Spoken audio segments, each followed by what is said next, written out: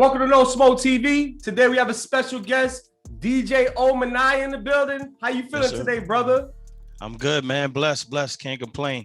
That's what's up. What you doing today? I see you in the, looks like studio.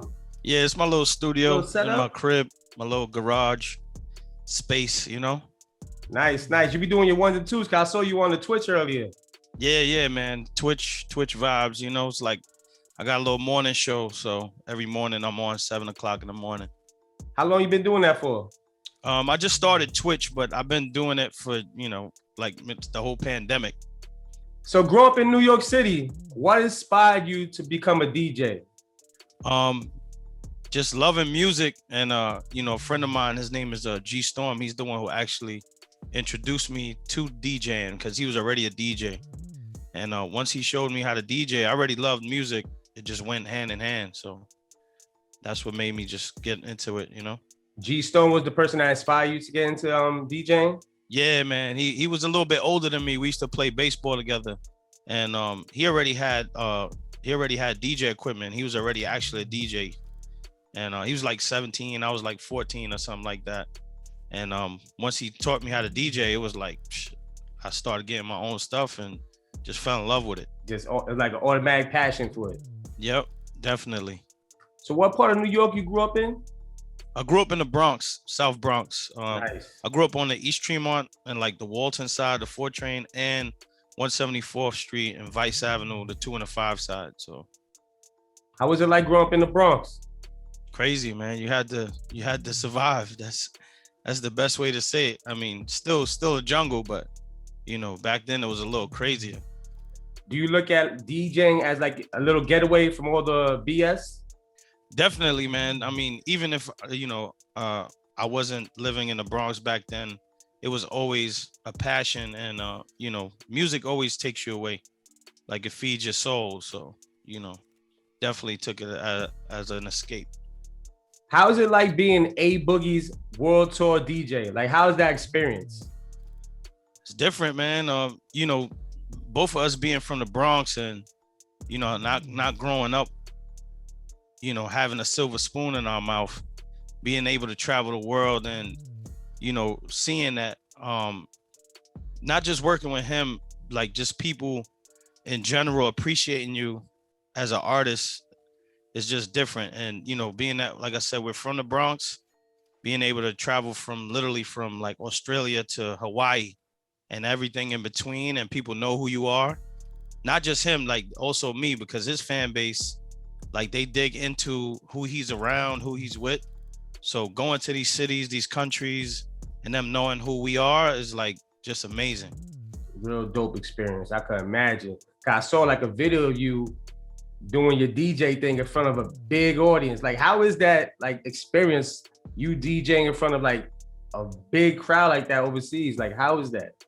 It's different, man. Like, we've done a lot of big crowds, man. Like in the US and overseas. Like the biggest crowd we did was probably like 100,000. And it's just different, man. Like the energy is way different. You definitely gotta you gotta have some type of composure, because I've seen DJs go up there like, not shitting on anybody, but sometimes they're mentally not prepared, and the crowd will swallow them up because they want to see the artist. So as a DJ, you gotta be able to set the artist up so when they come out, the crowd can go to that next level. So you get them here, and then when the artist comes out, the artist brings them there. You know what I'm saying? So I've definitely seen some crazy stuff on the road, but it's definitely different. It's adrenaline rush. And a lot of times we don't really realize how many people are in front of us until we see a video of the performance, and we'd be like, damn, it was that many people out there? Like, because sometimes we could just see like the front. We just focus on really? Right here. So sometimes you don't see what's out there. You just see sometimes it's literally a sea of people. Like they could go back like, I don't know how far, but sometimes you don't really realize it till you see a video and you be like, damn, it was that many people. Dope. So what put you into that position with ABoogie? Like who put you in that position, should I say? I knew it was like I interviewed ABoogie with Superstar J and Great Rizzy on Shade 45 like a few months before I started actually working with him. And we met that day. DJ Booth is a DJ I DJ with. He DJs for Fabulous and Nicki Minaj, and we were doing the Wendy Williams show at the time. But Boogie's manager used to manage Fab, and then Booth threw me the alley-oop like, yo, want y'all work with O, because he already had Fab and Nicki. And once he threw that at me, they tried me out for a show in Queens in New York. It was like a teen show. We did that first show, and then after that show, it was pretty much like, we need you again. And then I did another show, and then another show, and then a couple months later, they was like, you going on tour with us. And it just went from there. It's been 4 years now. If you don't mind me asking, how's that DJ money, like that road money? How is it? Is it good? It's good, man. It's good. I mean, I wouldn't be doing it if it wasn't. It's always, being a tour DJ, a lot of people don't realize you could do a lot of work. You just don't go to the city, perform, leave. Like you gotta prep with the artists. Like pretty much with ABoogie is like, I helped develop his show, because before he would just come out and just, it was just a basic show, like perform, like I do this. Now, with me coming in the picture, with my experience, we created dialogue on the show, whereas like we talk to each other, we talk to the crowd, we interact with everybody, we set songs up.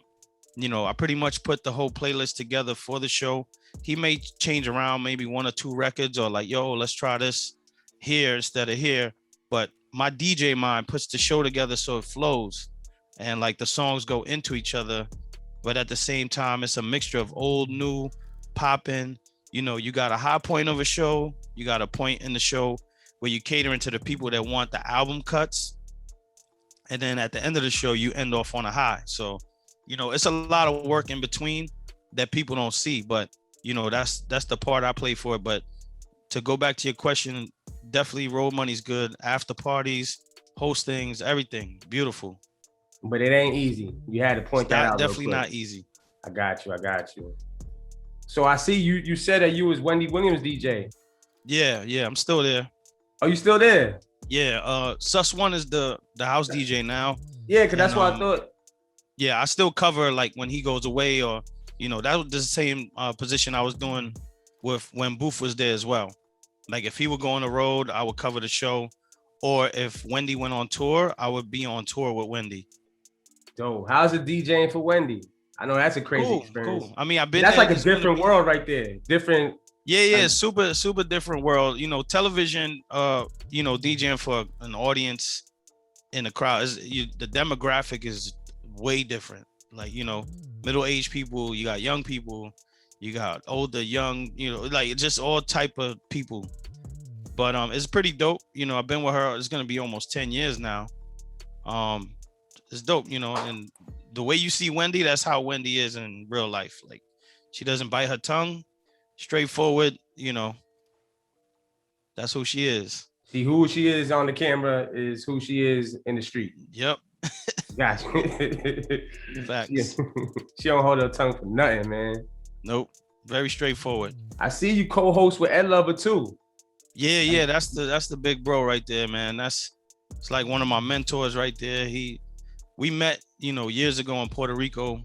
I was DJing Idris Elba's birthday party, and Ed was hosting one of the parties out there, and he saw me DJing, and he was like, yo, let's link up when you get back to New York.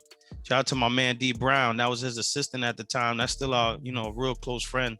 We all family. So he was like, when we get back to New York, let's connect. And I was bugging like, damn, legendary Ed Love. Like I grew up to this dude. And when I got back to New York, I did a comedy show with him at Caroline's in Times Square. And after that, he was like, yo, you my DJ now. I was like, oh shit.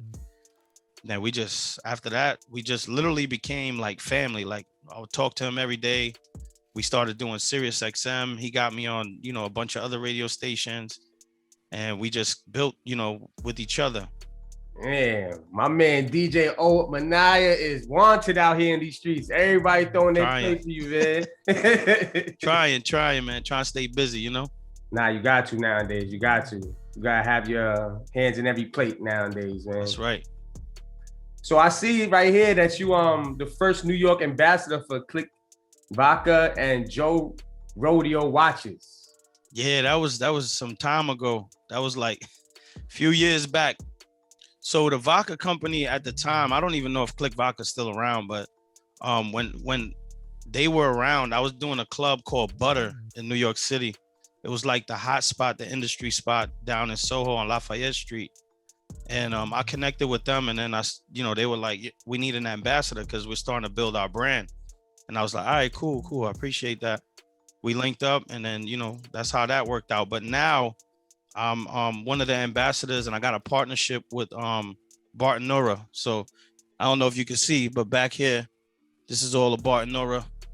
I was gonna get into that too. Moscatos, all that. So now Barton Nora is what we drinking, all right? Rosé, Moscato, sweet red wine, all that. Tell them. Right. So yeah, that's who I'm working with now. And then we got a few other deals in the process. I can't talk about them yet, but we got a few other things in the works. Shout out to my brother Martin, Flawless Crowns, man. We working out here. Oh, so you're doing a lot of ambassadoring out here. Definitely, product placement and branding is a big thing. What do you say for yourself sticks out? What do you think makes people want to come to you for branding? The thing with me is, what I would say is I'm in a bunch of different markets. Like I work with ABoogie, I work with Wendy, I'm in the clubs, I'm on the internet, I'm doing lounges, I do comedy shows. I'm a family person. I live a regular life, and I'm super personable. Like people meet me out in the street. Sometimes they like, nah, this dude work with all these celebrities, or he's like all over the world. But when they meet me, they like, damn, he's super down to earth. Like he's the same guy that I'm like, even people that I know for years, and maybe I haven't seen them or I don't see them as much. When they see me again, they like, damn, he's still the same dude. Like this dude done been everywhere, done everything, and he's still the same guy. Didn't change. So a lot of people could relate to me. And I think that's what helps with a lot of the branding. People know that I really do drink this stuff at home. So if I say, hey, let's party, get yourself a bottle, we're gonna turn up today on Twitch. They'll literally go get a bottle of this because they know I'm really drinking it with them. Like they want to feel connected. So a lot of people feel connected in those type of ways. Dope. And you explained it very well, brother. Thank you. And I see that you bought your lady a Rolex. Yeah. She deserves it, man. My wife hold me down 100%. Because I had a day job before I started DJing full time. I had a day job for 15 years. A lot of people don't know. I worked at H&M for 15 years. I was like a merchandiser, display manager. And I quit that job after 15 years. And I was like in there, like 401k, benefits, all that stuff. The passion wasn't there anymore. Oh. And then I started getting really busy with the DJing. So for like a year, I prayed on it. And then, some contracts came through, some deals. And I was just like, you know what? I'm just going to do it full time. And she was nervous at first, but she held me down, and we're here now. We bought a house. We got our cars. We living, we traveling. Kids is good. Thank God. So, for her holding me down and having faith in me definitely helped out a lot.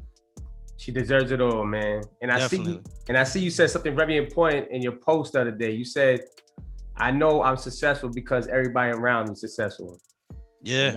That was real talk right there. Yeah, man. Like shout to all, I don't really talk about the people I help or how I help them, but the people in my circle who are around me and like the people who I know are hungry and want to be successful, that, I speak to them on a regular, they'll tell you what I've done for them or, how we've helped each other to move to the next level.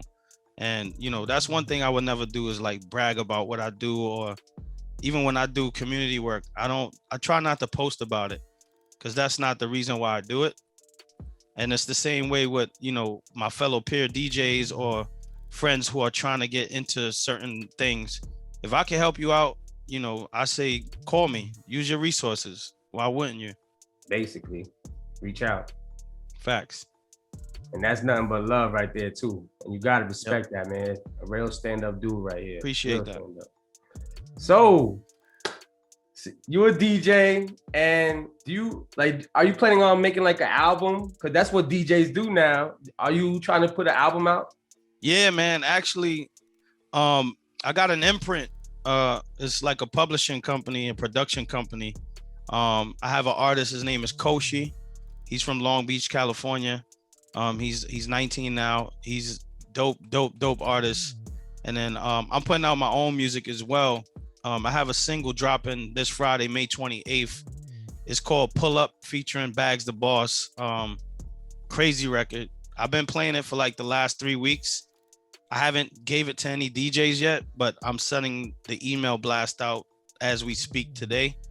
The record is crazy, man. It's called Pull Up. It'll be available this Friday, May 28th on all platforms. We're shooting a video in like a week or so. We're about to go crazy. I think I have a great feeling that it's gonna be something special for the summer, this record. Yeah, you can send it to my email. I would love to hear that, I definitely man. got you. Good looking, bro. Good looking. Definitely got to hear that. You talking about summer banger. Yeah, man. It's like I've been playing it on Twitch and in the clubs, and people are like, yo, what record is that? Yo. Oh, DJs are sending me messages like, yo, I need that, bro, please. I'm like, damn, I ain't even send it out yet. You been hitting with like a little snippet? Yeah, I could play the joint. Hold on. Let me see. Let me turn this up. Exclusive. So the record is called Pull Up, aka Bad Boys. It's featuring Bags the Boss, produced by Juanye and T Made. This is it right here. Let's go.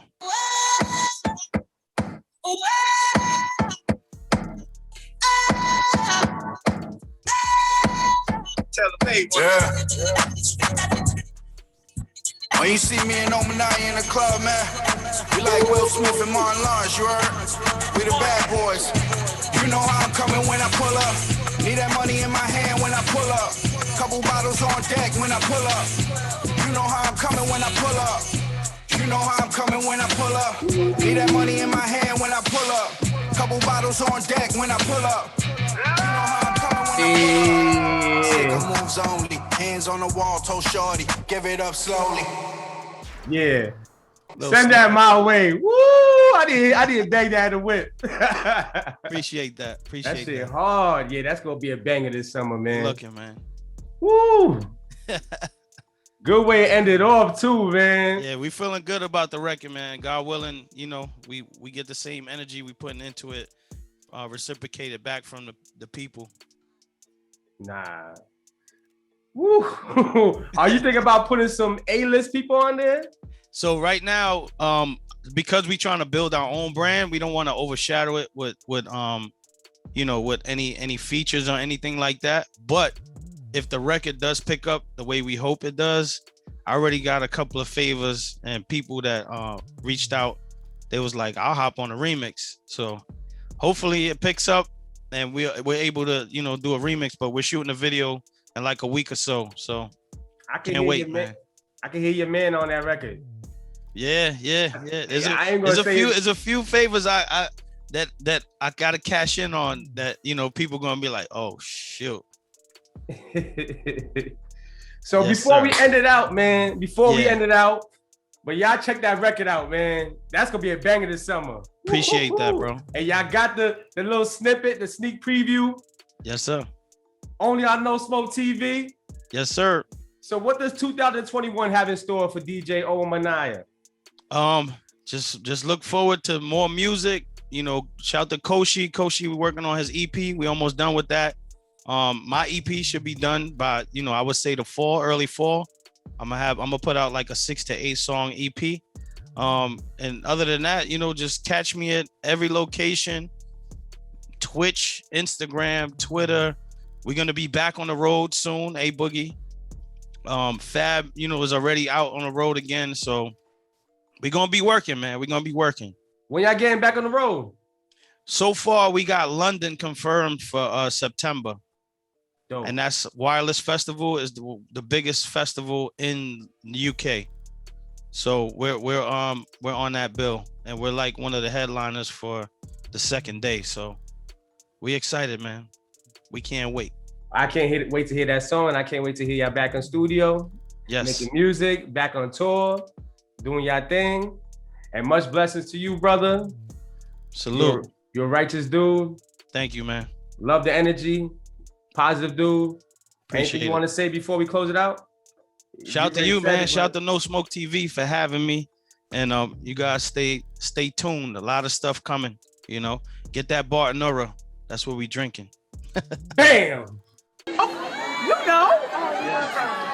the honey dip. I was just telling them. Oh yeah. Like if I followed Skip, I wouldn't be here now, right? Definitely not. DJ Ominaya.